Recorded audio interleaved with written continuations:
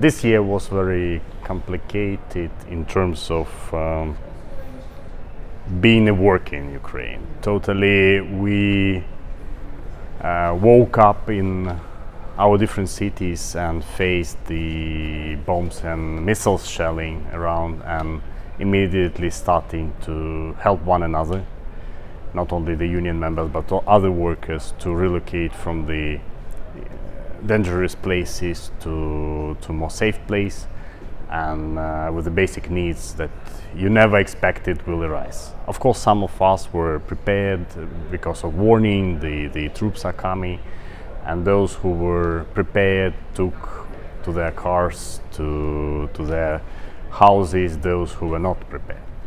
And we were very much emotionally involved in BWI proposal for charity fund, which started almost immediately after the aggression started, and as I understood, after a few weeks we already have quite significant support from the international solidarity networks inside BWI family. Using this possibility, the solidarity funds, we already until the June, when our office returned to the normal place, to Kiev, to our capital, we already achieved to help more than 1,700 workers with the relocation, with the support in their native cities, those cities on the front line which are not involved in the occupation. Many of our workers decided not to leave their houses due to different reasons. Sometimes they had family members which much suffered from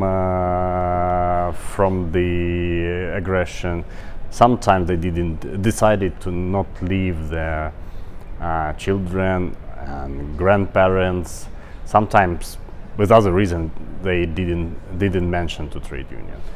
And we saw also bilateral solidarity, not via the BWI charity fund, but sending goods and different stuff from our sister unions in Europe, in North America, in Asia, in Pacific, from Africa, from South America. And that is very appreciated by our trade unions. What we started right now is think about what is after war.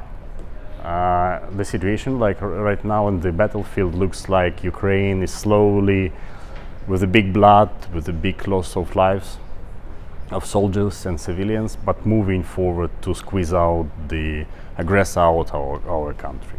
Maybe we even have a chance to liberate the entire country, which started to be occupied in 2014, which is 8 years ago.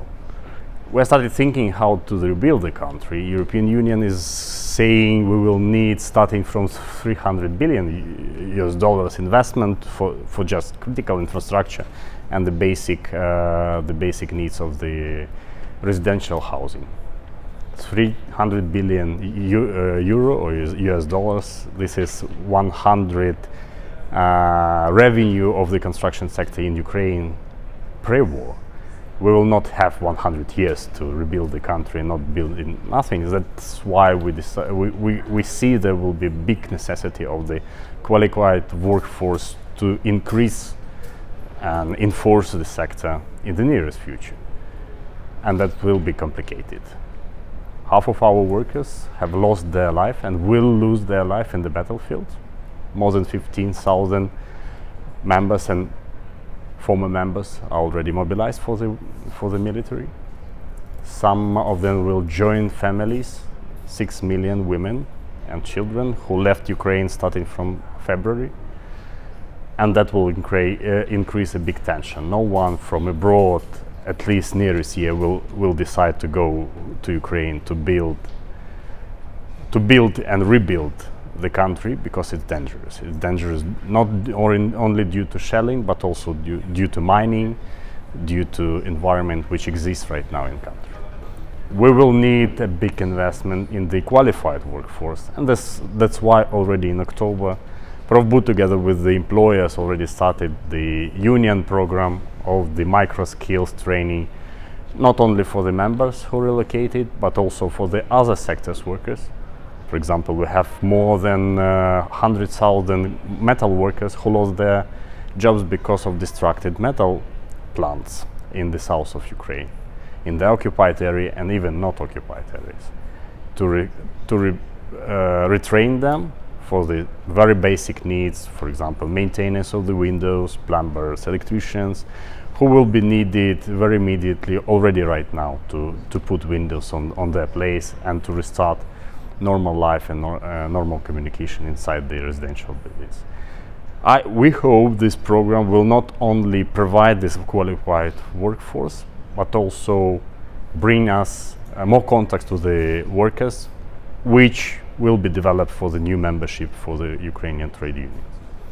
And for this we will also need a solidarity, not only money, but also paritarian schemes of the training people in respective country where it exists. Unfortunately, in Ukraine, the investment from the construction business and all business at all to the vocational training is close to zero.